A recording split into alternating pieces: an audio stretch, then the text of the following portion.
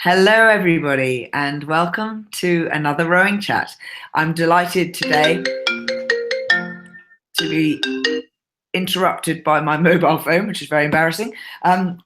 Today, I'm here with Julien Bahain. Welcome to Rowing Chat, Julien. But before we start, I have a little request for you listeners. I'm doing a reader survey. I'd very much like to know about you. You're the loyal listener. You're the people that we create this show for. But I don't like talking about myself. And what I would like to do is, can you do a short survey for us? Go to the website bit.ly, which is bit.ly/rowing chat survey, and fill out that short survey for us. I really appreciate it. Now, Julien, welcome to your first rowing chat. Hey, hi everyone. Tell everybody a little bit about yourself and your background in rowing. Yeah, so I'm I'm a French Canadian. So I started rowing in France when I was 13 years old, and got into rowing, and then discovered I was actually pretty good at it, and rowed for France, represented France at the Olympics twice in Beijing and London.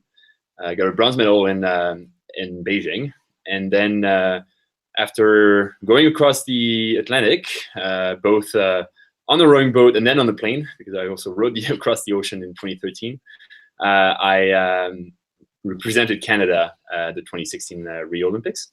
And now I live in beautiful British Columbia, on the west coast of Canada.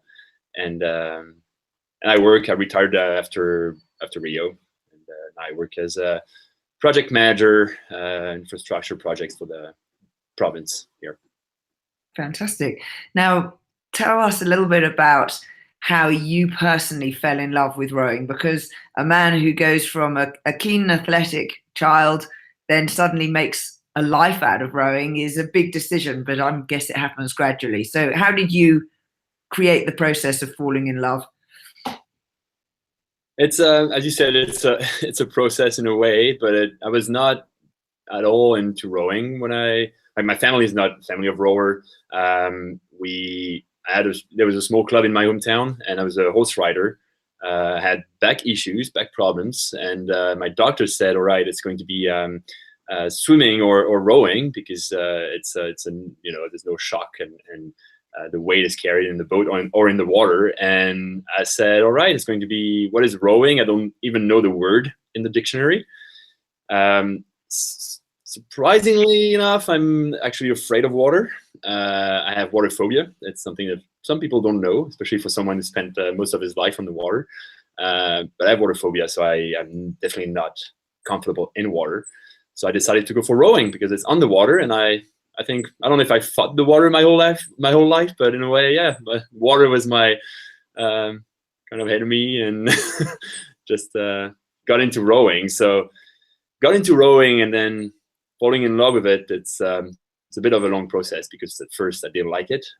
My hands didn't like it. I was, as I said, a horse rider. There was no animal in there, and so just, I think what I really loved at first was being outside, definitely, and then I think I was just good at it. I just immediately, something just clicked, and then I was good at it. I enjoyed being outside, and I thought, okay, I can go through the painful hands and having being cold in the winter and all those things, the things that we don't necessarily like, but yeah, got into it this way. Now, you grew up in southwestern France, so you're used to a sort of European climate. Do children learn sculling or sweep rowing in France? When you're young, so 13, 14, that's usually when we start rowing in France, you start sculling. So you cannot start sweeping before the age of 15, actually. Everyone has to start sculling. So I started in sculling 8. Sculling 8 is the, I'd say, the learn to row boat in France. And that's also what I really liked about it. It was, the team, the 8, the concept of teamwork, of work reward concept. For me, it was really what it was about. And God, I had fun the first year with like camping and going to regattas in the around France. Like something I really liked about it was the travel, like going on the little minivan and going for an adventure, right? And are you still friends with the boys who are in the crew with you then? Oh yeah, and that's something that rowing gave me was like, you know, lifetime friendships and teammates. It's very unique. So in comparison with horse riding, what makes rowing so special for those friendships? Why does it happen? I think you have you really sweat together, and you go through, you know, the hard work together. You have to be in you have to listen to the same music in the boat, right? It's like you cannot do your thing on your own. It's not you and the animal, or no, it's like you together as a team. And I think you go through hard things, you go through victories and defeats, and it just brings you together in a way that is, I haven't found this in any other sport. It's very unique. Now, do you prefer sculling or sweep? I mean, obviously, I'm a sculler. I've done all my career in sculling, most of my career in sculling. I know sweep rower they hate this when I say this, but I think it's easier to go from sculling to sweeping than the opposite. While you have examples that are going to prove me wrong, of course. I mean, Bahain is one of them, but it's I think sculling, the fact that it's symmetrical, the fact that I can also go in a single and go by myself, that makes things nicer. But that said, I love the pair as well. It's a boat I really like because it's very complex and it really requires a very, very special, I say, harmony in the boat. Who is your pairs partner that you're thinking about now? Oh, that's a tough one because I'm going to make a lot of people unhappy. You know what? In sculling, any day, I'd go with Cedric Barres. That's for sure. That said, I've learned a lot from guys like Jean-David Bernard, who was in my quad in 2007, taught me a lot. But if I gotta go sweeping, I'll go with my brother-in-law, Mitchell Steenman, because in the pair, that's the boat that clicks. I wish sometimes I had a third citizenship and would be able to row for the Netherlands, because it clicks, right? We went in the boat and it goes fast. That's it. Very interesting. And in terms of, you've obviously rowed in a lot of different types of boats, but I want to spend a bit of time now examining the difference between a double scull and a quadruple scull as a crew boat. How do you approach the double scull and what does it give you? The double scull is a very complex boat. I mean, they're all very complex, but the double scull is, at first, it can look very simple. 2 people, less people than in a quad, of course. Faster than a single, so you might think it's still sculling, so you get less asymmetry in the boat. But it is basically, the way you have to row it is as fast as a quad in a boat that goes as slow as a single. If I had to make the comparison, it's like that complexity. It's like it doesn't go as fast. You have to row it fast, higher, like row it in a fast way, but it's still pretty slow as a boat. And so anything that you're going to do that is not together with your partner, it's just going to slow down the boat immediately. It's a boat that requires a great amount of work to get it perfect together. And that's why I think my experience in double is it clicks or it doesn't. You find, like, you know straight away if it's going to go fast or not. And you don't get this. It's not a matter of like having 2 strong guys in a double. It's really a matter of harmony, of finding the right partner, the right fit. And you don't get this. And then you have to put the work, of course, like any boat. But I would say that the quad was a harder boat. It's a hard boat as well. It's actually not as complex in terms of harmony. It is, but like not as hard. And you need more work to make it happen. But the double is, I don't know, I can't really explain. Happens or not. So imagine you're in a double with someone, or you're teaching someone in a double. What are the tricks and techniques you use to start to develop the harmony? I've always I've always said, and that's what I tell the kids when I coach at the club, rowing club here. It's like you have to get a common understanding of what you want to achieve. That's the first thing. If there are different ways of moving a boat, like any boat, but if you don't have the same picture in your like just in your brain before you go on the water, it's going to be hard to put words on during the session, right? You want to, what do we want to achieve? Do we want to achieve like a backhand stroke or front end stroke? What is our, the angles, the picture you want to get? And sometimes what I love to do is actually just watching other videos, like other crews, and just say, okay, I like this, I don't like that. And you have to create your own stroke, and then you have to share it with someone. And that's the hard part, because like with someone else, you might have a different idea, then it can become pretty complicated. But I'd say for someone who's going to just jump in the double like this with a partner, just like spend 10 minutes talking to each other and say, what do you want to achieve? What is your stroke? Do you go away from words when you're with a regular partner and move into feelings? Oh yeah, I'm known for my sounds. Yes, my rowing partners. Yeah, oh yeah, it's like I don't know. I have to be in a boat to do it, but it's like you're going to just like, because you picture it, because you feel it, then you just put sounds in it.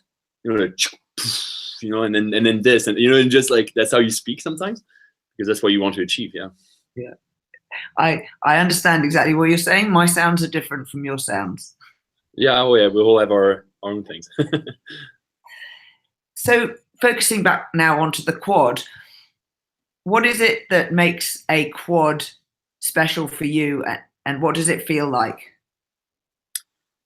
A quad that goes well is a quad that feels really effortless. It feels like you can put the blade in the water, and it just, you as an individual almost have nothing to do. And it's going to sound crazy to say this, but if you start powering through the stroke and the quad, you're going against the other ones.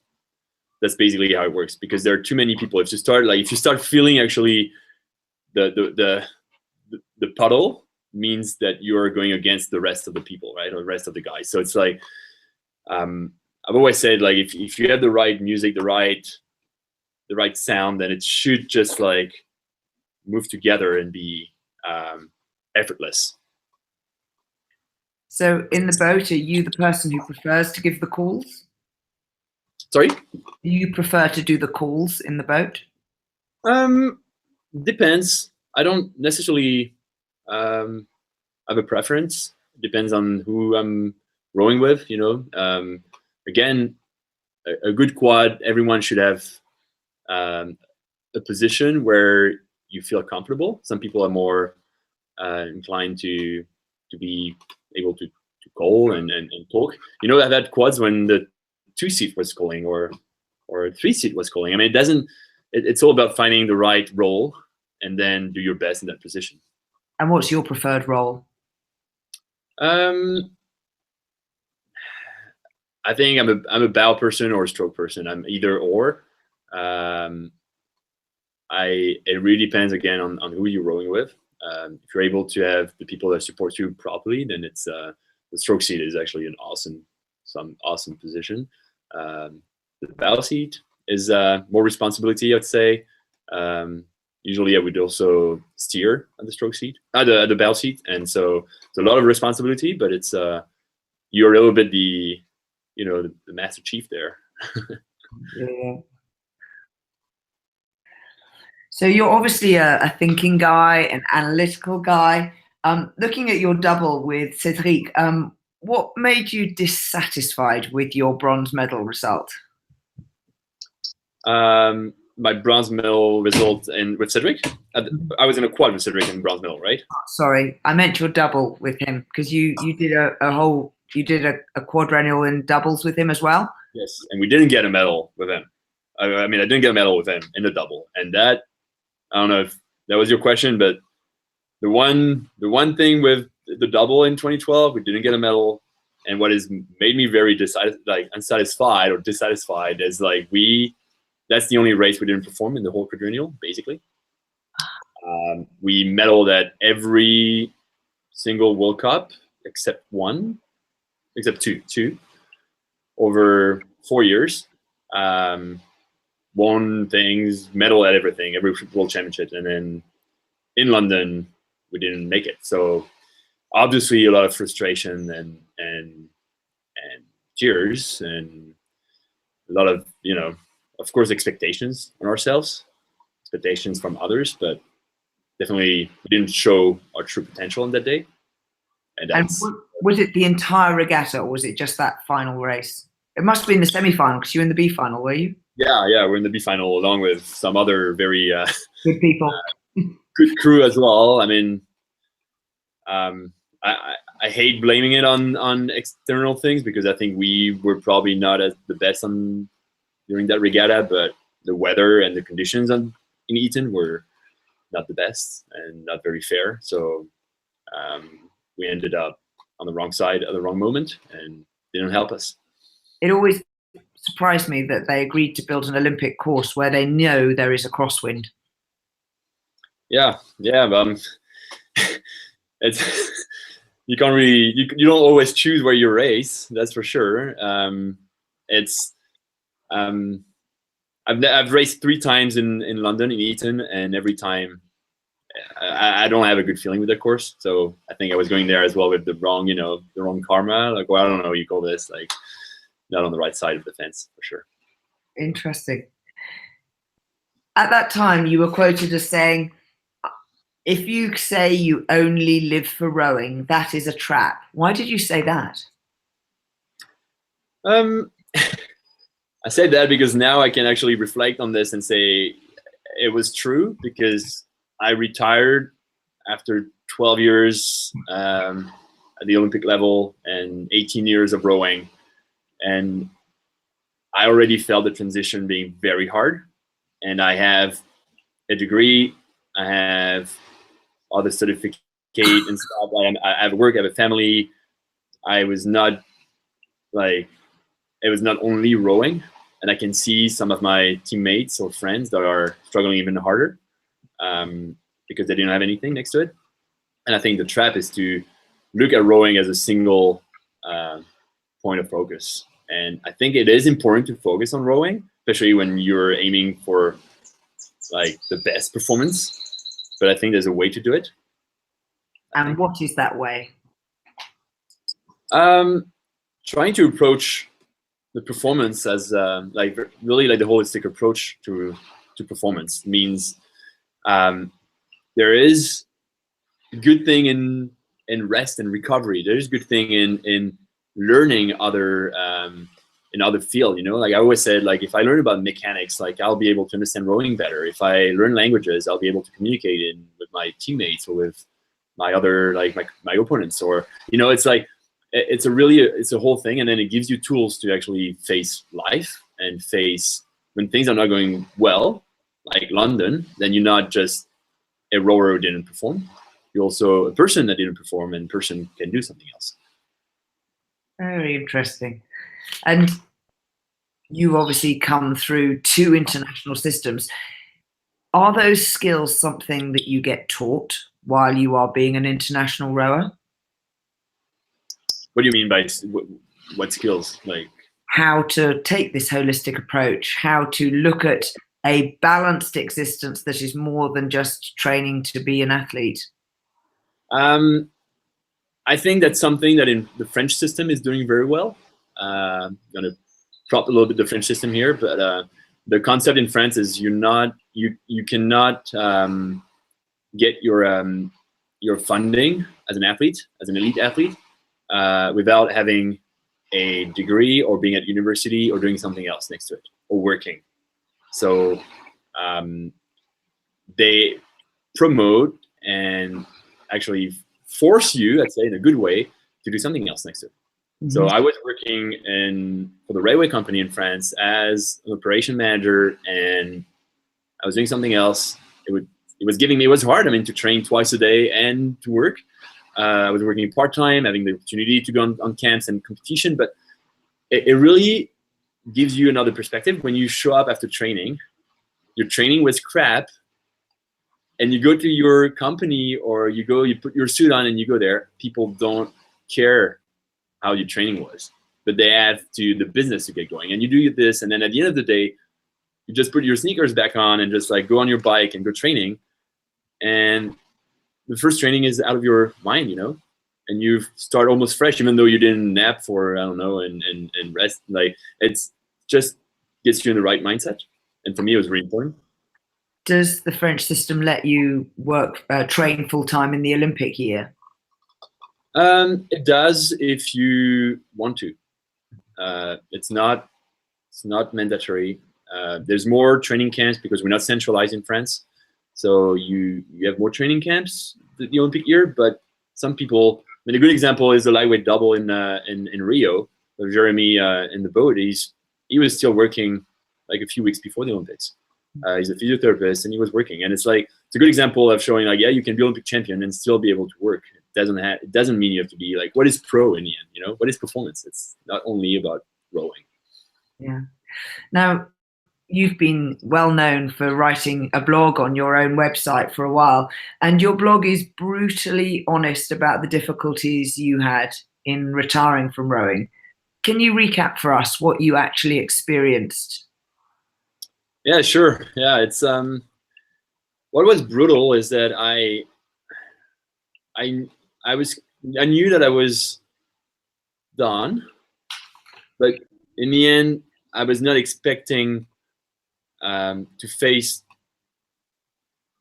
like what happened to me, like that it was going to be that hard. And I'm trying to find my words and put words on feelings, but it's when you're done. I mean, it's not that you wake up one morning and you say, hey, I'm done, it's over. It's kind of like, slowly it's sinking in, right? And there's no like, you put the cursor of like, what is sinking in? Okay, it's right now, but you're still kind of in the process of retiring in a way.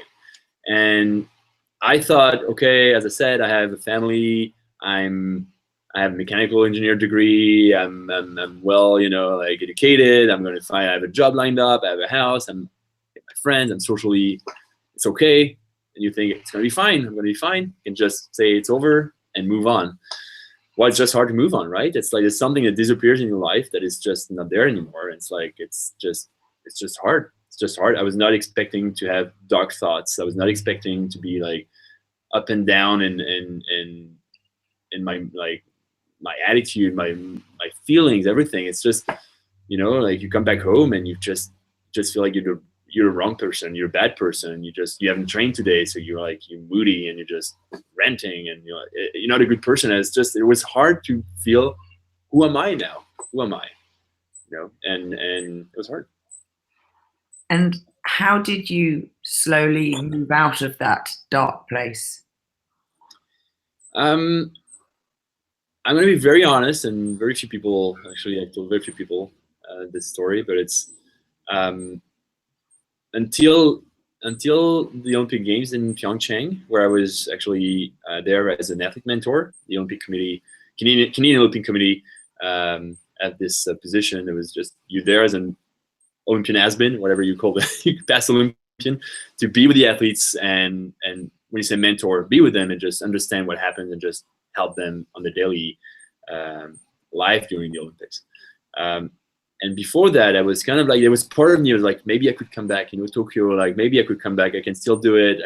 I know I'm still fit. Yeah, I know why I stopped. And then I went there and it was really hard for me because I was like, I'm now a spectator of the Olympic Games. And I was almost ashamed to be there with my Olympic kit and just not having earned my spot. It was kind of like, well, I just applied and I got the job in a way.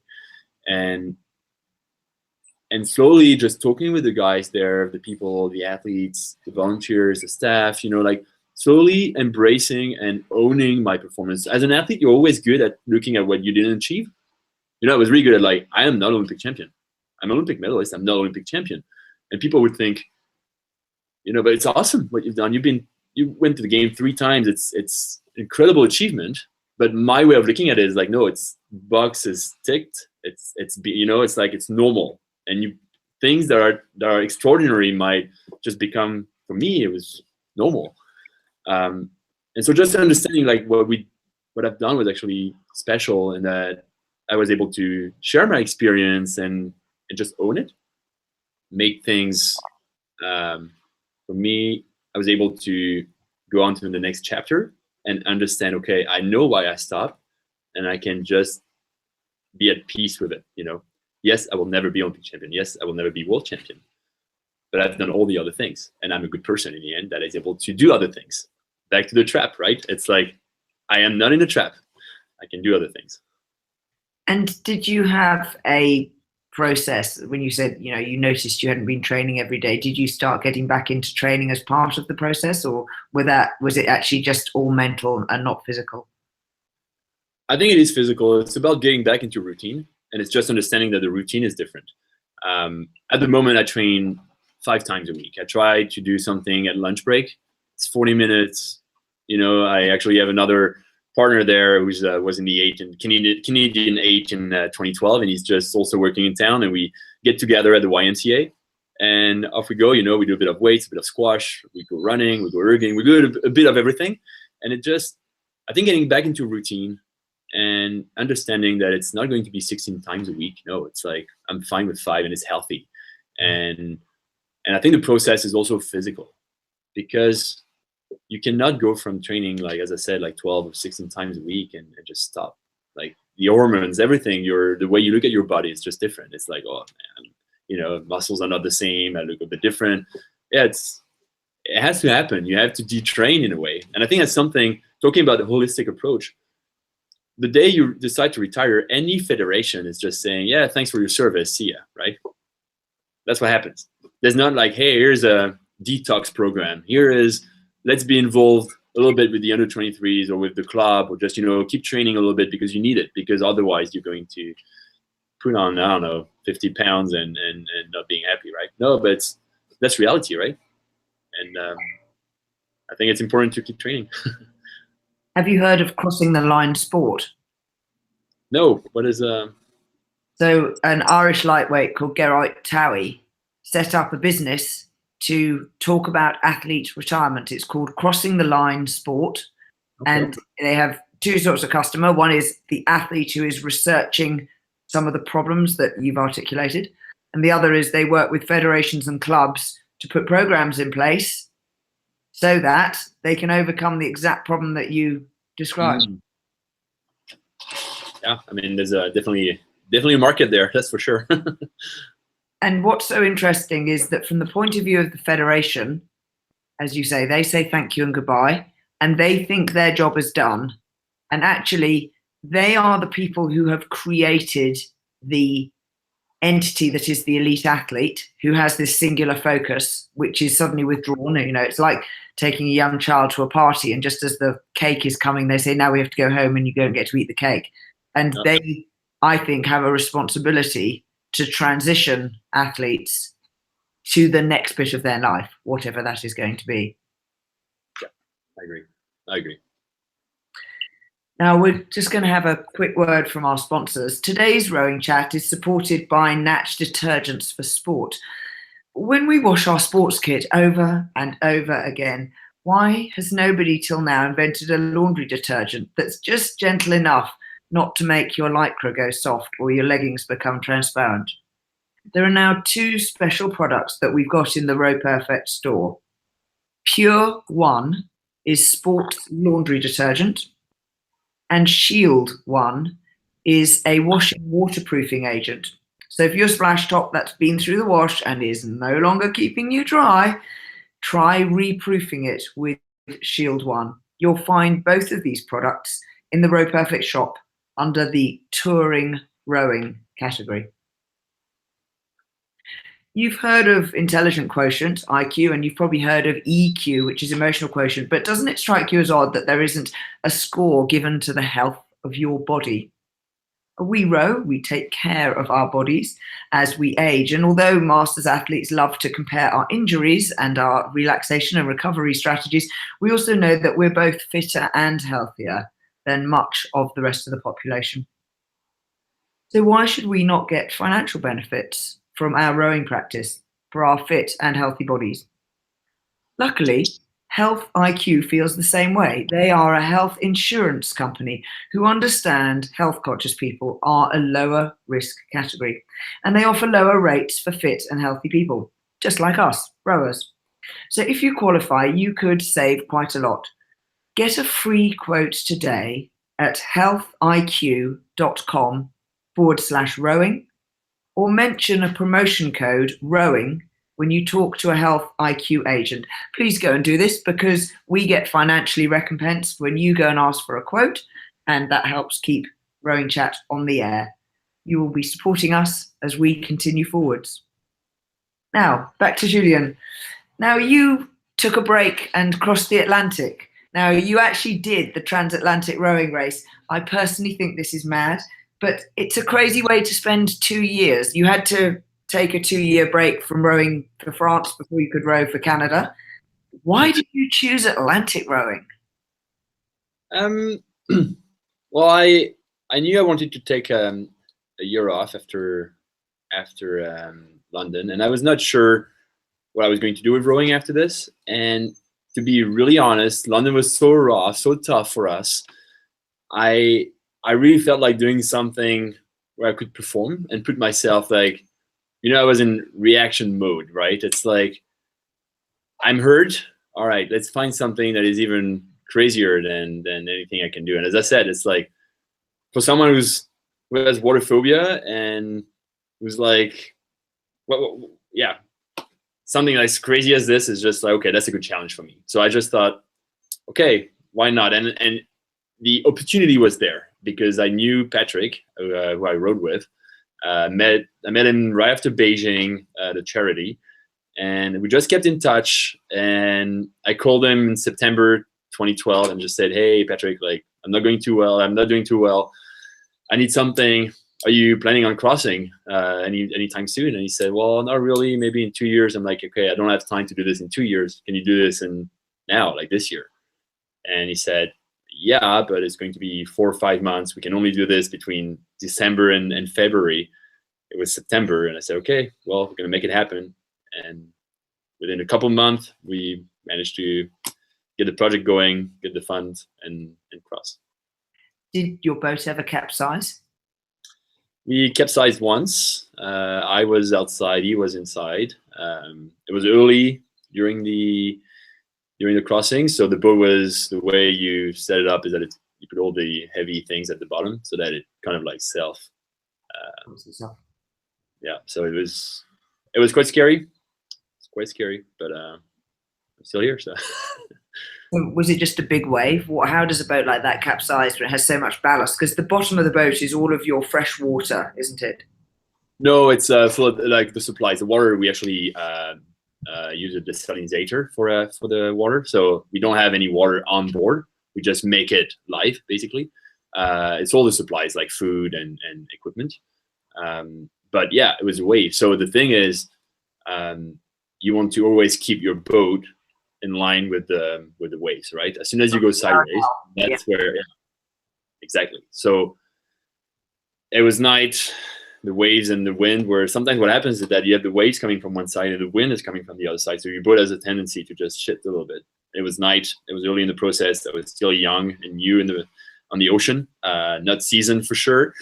And I don't know if I made a mistake, but just one wave got me on this side and then the next one just took me, and we capsized. So it's quite, Patrick, who's really, really experienced, just told me, "Okay, you go inside and you recover for the rest of the night. I'm going to take the rest of the night as a shift," because I was in shock. Yeah.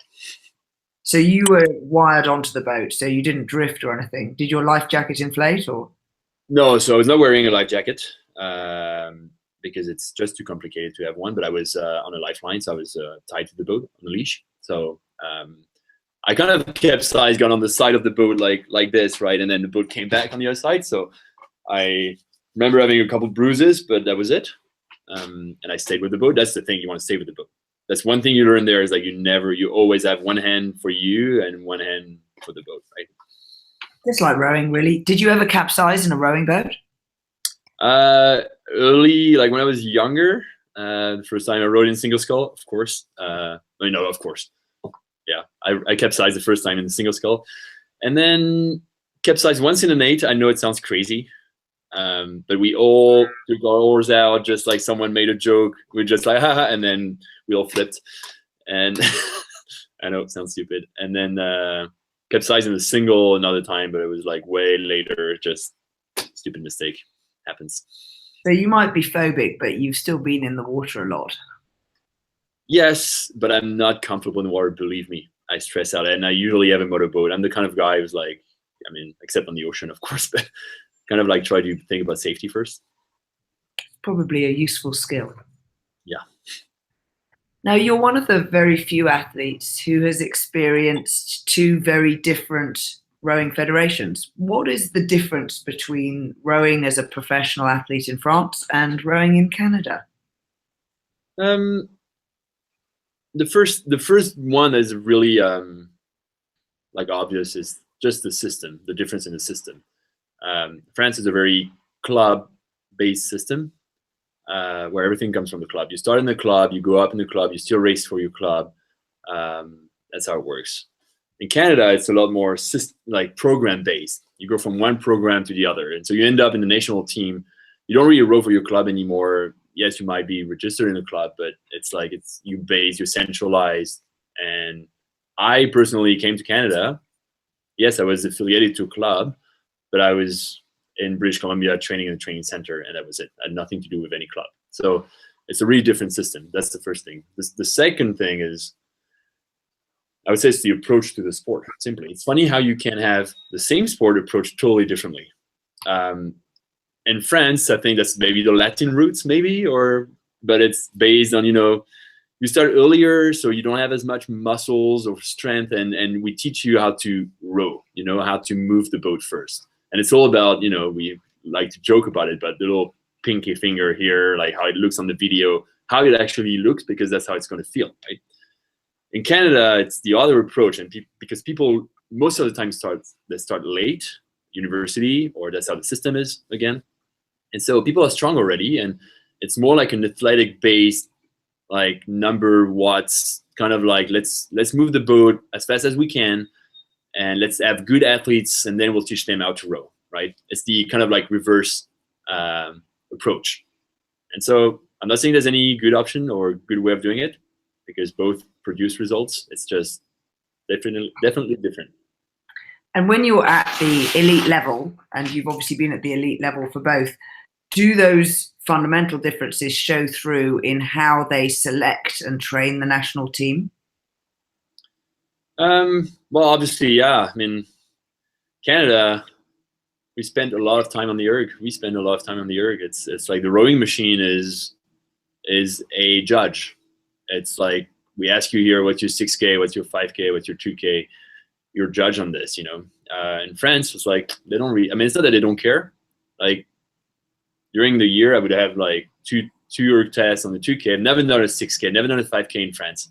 And 2K twice a year, but more as a kind of like a benchmark of where I think people are. What counts is like how that you show up at nationals in the boat, and you have to go fast in your boat.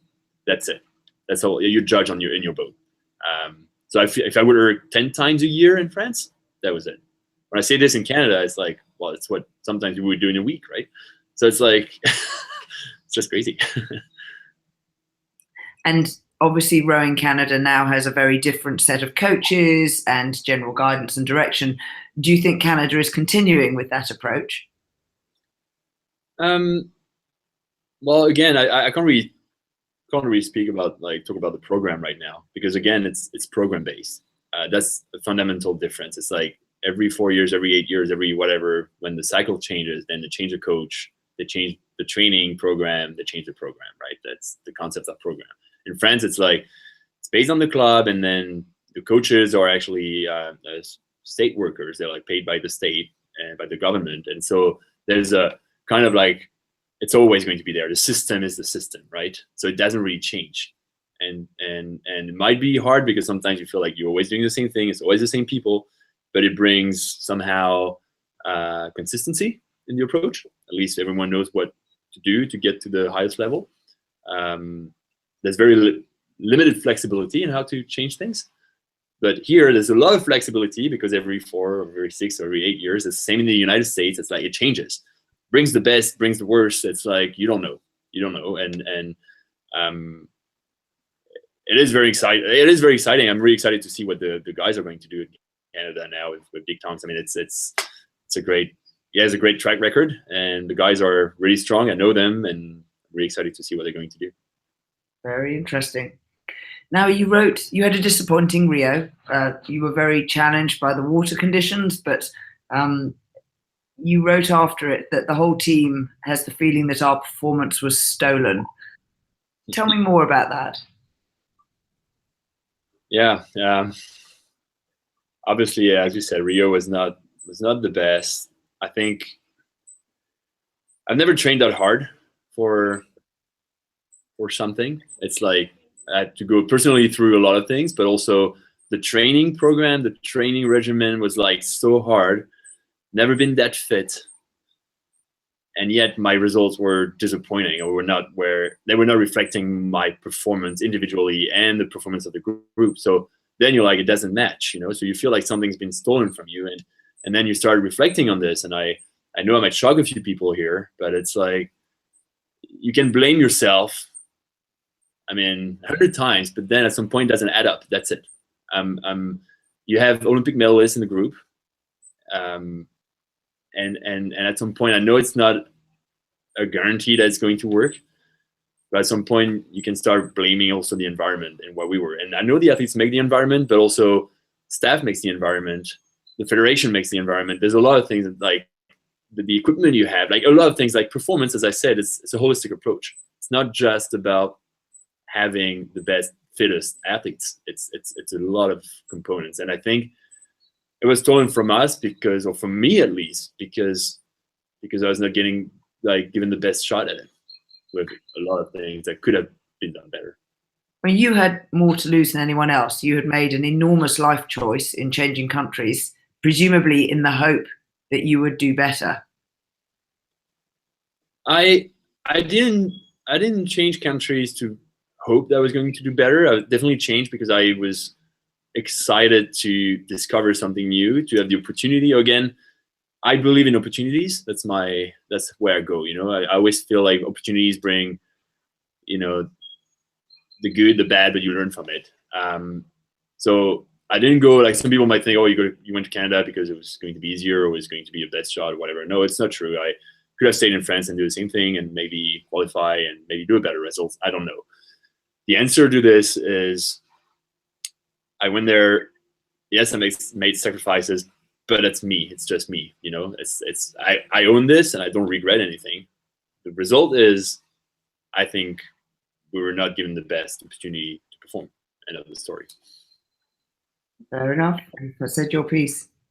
Now, changing the subject, do you have a favorite boat manufacturer?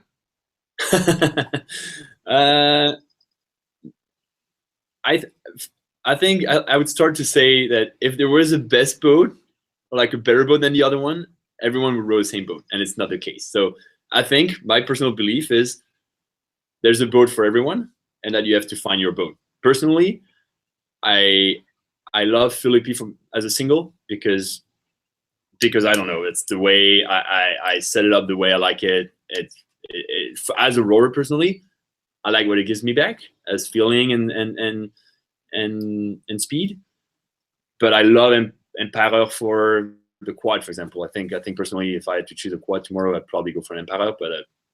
But again, there are a lot of boat manufacturers out there, and they all do pretty incredible things. And the other day I tried the new Hudson, great boat. The new single Hudson is a great boat as well. So it's the new USP hull. It's just awesome. So I think it's just a matter of like finding your boat and having something that's set for you. I think the worst thing you can have is actually, having the wrong rigging. It's like having the wrong rigging is just not giving any credit to the boat in the end. Did you, as an engineer, then learn how to rig yourself? Oh yeah, I know. Some people are actually sometimes complaining because I think too much about it, but I believe that rigging, and when I say rigging, it's not tightening up bolts, right? This is not rigging. This is putting the riggers together. Rigging is actually measuring, making sure that your boat is like setting to the appropriate biomechanics of your body, that it's like appropriate for the crew, that you have the right angle in the blade, especially with sculling. Strip rowing is a little bit more forgiving, maybe, because you have less, like, you can adapt for the other one. But sculling, if you have one blade that is off compared to the other one, it's just a nightmare. And then you impact the boat the same way. It's just, no, I think if you ask a musician, he's going to check his strings every time he's going to play the guitar, right? So I think it's exactly the same thing. You cannot go in the boat and not check your rigging. Did you ever read the FISA rigging survey? So I think in 2005 at the Dorney World Championships, they measured every single boat from every competitor where their federation allowed. And in the published results, the oars and the rigs are broadly similar, which is interesting. But what was very clear was that they measured very, very accurately. And they measured every single rigger in every boat. And it was really clear that a very large number of boats were not rigged accurately. Like significant, like an 8, where I can understand you might choose to rig one athlete differently because of their physiology. But it was pretty clear that in the, I think it was the American women's 8, who won a gold medal, there was 1.5 centimeters difference in the spread from the pin to the center of the boat, around 8 people. That's a lot. That's a lot, yeah. And some of the errors you like, and it's 2-3 millimeters, you think that's a measurement error. And then more than that, you think, well, maybe that's a specific decision that they've made, for a particular athlete. But I have to say that given that the oars were pretty much all the same length and inboard, I find that hard to believe. It was interesting. I agree with you. I think there's a lot of opportunity to be more accurate with your rigging. Now let's move on to talking about another of your passion projects, WADA and doping in sport. What are your views on this, and how do we combat the problem? If I had an answer, I would just, it would already be implemented, I think. If I had the solution. I think, first of all, I'd like to just start with saying that we all, the sport I believe in is the one that has, the value. It's not only about only the results, right? It's at all costs. It's at any cost. No, it's about the sport that is healthy, that is clean, that is fair. It's about the sport that, where you drink water, where you sweat, you work hard, and you get the true results, the true performance, and about everything that is going with it. The whole bucket, not eating pills and needles and enhancing drugs to get the results, right? I don't believe in this. I truly don't believe in this. So the sport I believe in is actually a clean and fair playing field where everyone has a shot, and it's the best one actually winning, And yes, it's close to my heart because I was stolen a few medals, actually a few gold medals that would have, I know that put me, you can start looking at the results, higher on some rankings, getting some things that I've never had, and I will never get them back. What really frustrates me is that today, some of those people are still racing or are part of the system, and it's how do you combat this? I don't know. It's I think education is one thing, because a lot of people don't even know. When you're a kid, you don't know sometimes. You don't know what you don't know, right? It's that's one thing. Education is one thing. But then I also think if we believe in a sport that has values for society and that has that is above and beyond in a way, that brings something that is extraordinary, then let's have a framework, like a frame around the sport that is not the normal thing. I don't think we can apply normal law to the world of sport. I think sport should have a different treatment of and sanctions and rules applying. So yes, I think if you get, I'm an advocate for jail and sentence and heavy fines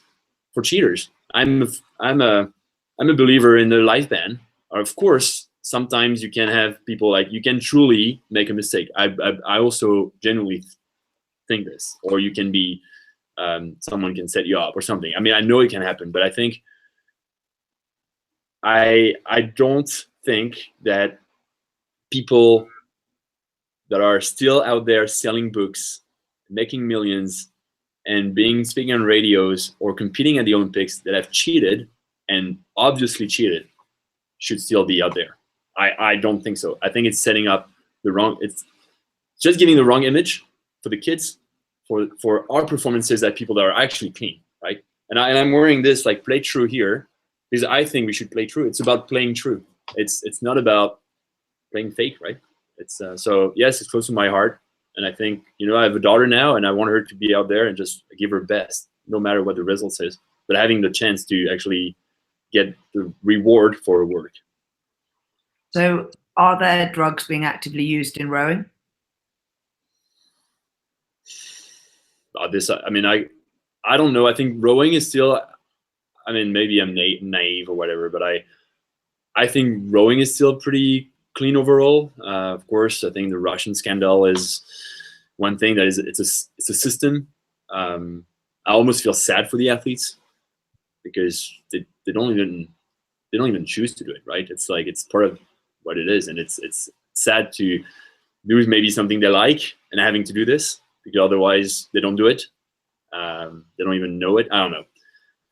I think overall rowing is pretty clean. I think it has to stay like this. But we have to fight for it. We have to fight for it. And I think and I'm giving a call here to all the elite and non-elite athletes as well.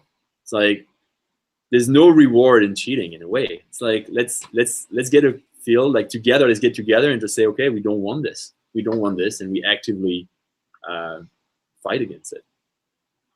And do you take that fight both in the education side, but also in the technology? Yeah, but that's the same. That's the next. That's the next fight, right? When we talk about genetic doping, for example, that is probably the next big problem. The problem with doping and anti-doping is that it's always behind.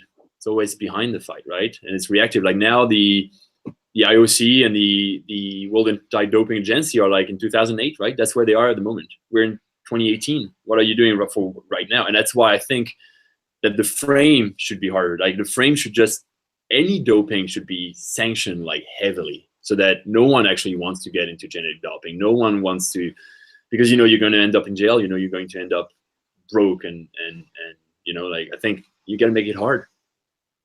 And would you extend those penalties to the wider system, not just the athlete? I think there are like responsibilities are not just for the athletes, that's for sure. I think when you're part of a system, yes, the system should be sanctioned. Like that's for sure. Like if your entourage is actually the one responsible, yes, this should be sanctioned. Like I always take the case of like, if you get a drug dealer being caught for a few $1,000s or whatever, usually they go back. The police is actually going back to the whole network, right? Up the chain. Yeah, up the chain. And it's like, why not? Why not? Like, why is a drug dealer for a few $1,000s going to jail while a very famous cyclist stealing millions, creating a drug enhancing system around him, and now is just still walking free and on radios and selling books? I don't understand. I don't see why it should be any different. Fair point. Now, you've got a new career for yourself as part of the FISA Athletes Commission. Explain, what is the Athletes Commission? What role does it play in the International Rowing Federation?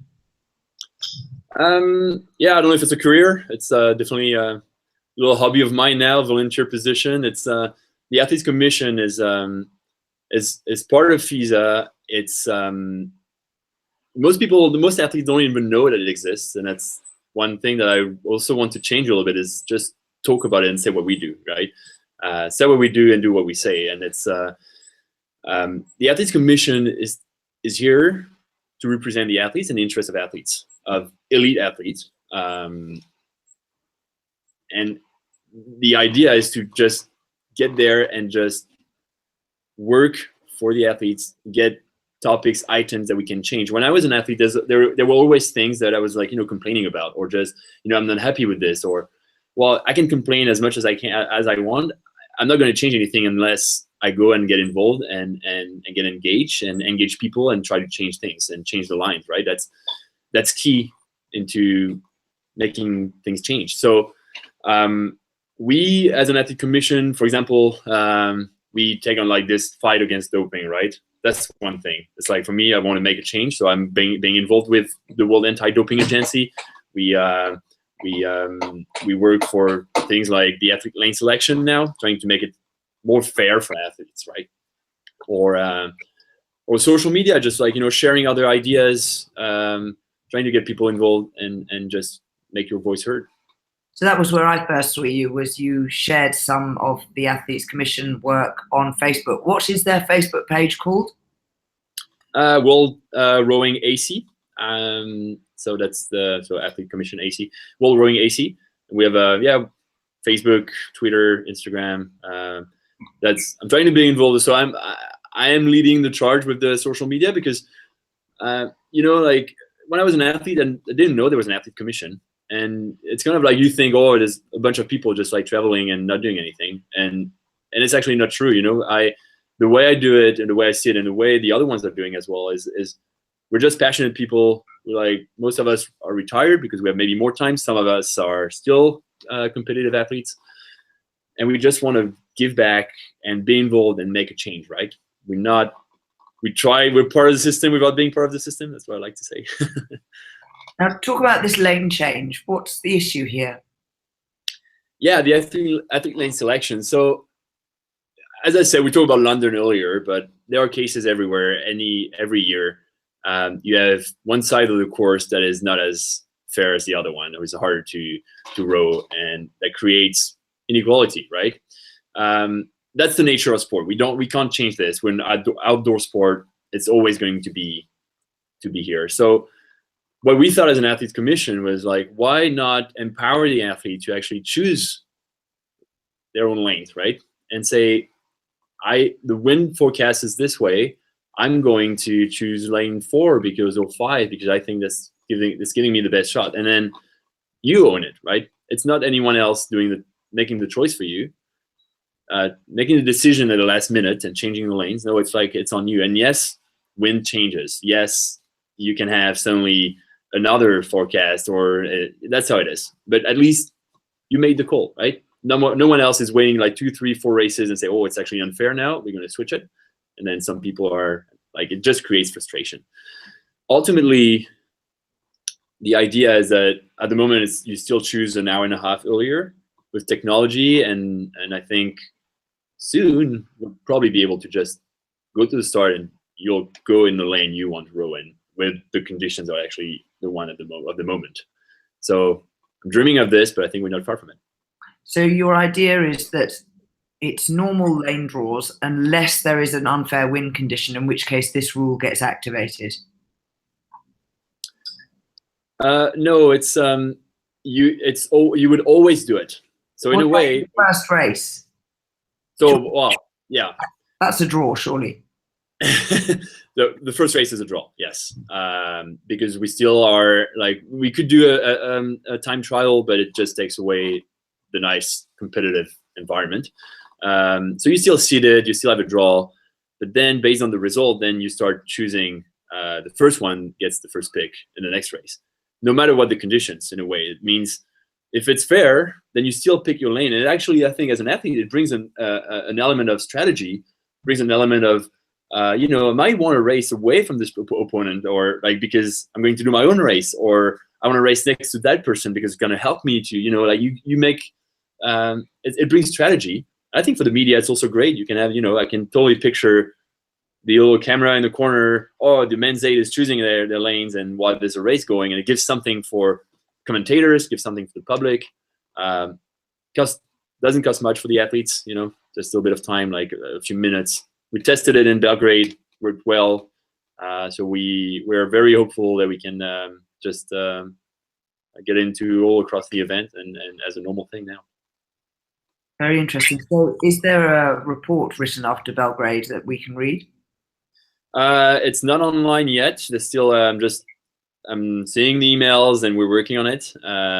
Obviously, it has to be done carefully and have the proper outcome. You know, the key outcomes are very well laid out. So we're working on it. We'll be out soon.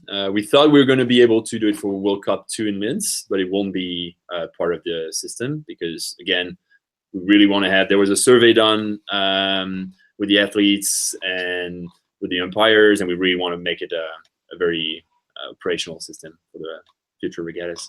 So it might be for Lucerne. Yeah, still in the work. I can't really say anything about this. Fair enough. Now, finally, do you know that you are featured on a celebrity haircut website? What? It's called hairlebrity.com / and then your name. They haven't got very good pictures of you, but just so that you know, you're a real celebrity when you're on a hair website. You know what's funny about this is that I'm the person who I want to say less care about my hair, but I'm like, I am not a hair person. I'm just like, we'll go to the hairdresser once in a while and that's it. That's exactly what the website said. Oh yeah, all right. Fair enough, I take it. On that note, Julien, it's been wonderful talking to you. Please tell the listeners where they can get a hold of you online. Yeah, I got a website, as you mentioned earlier in the blog, so www.julienbahain.com. I'm also on social media and like classic, let's say, traditional social media. And again, I just want to say that I'm really happy to share, I have people just asking me questions, and what I like about this is actually I reflect on what I've done, on my experience, but I learn about others, and it's a great process, and I love doing it. So don't hesitate to contact me. Thank you very much. And just a reminder to our listeners for our listener survey, it's bit.ly /RowingChat survey. And that's all lowercase. Till next time on Rowing Chat. Bye-bye.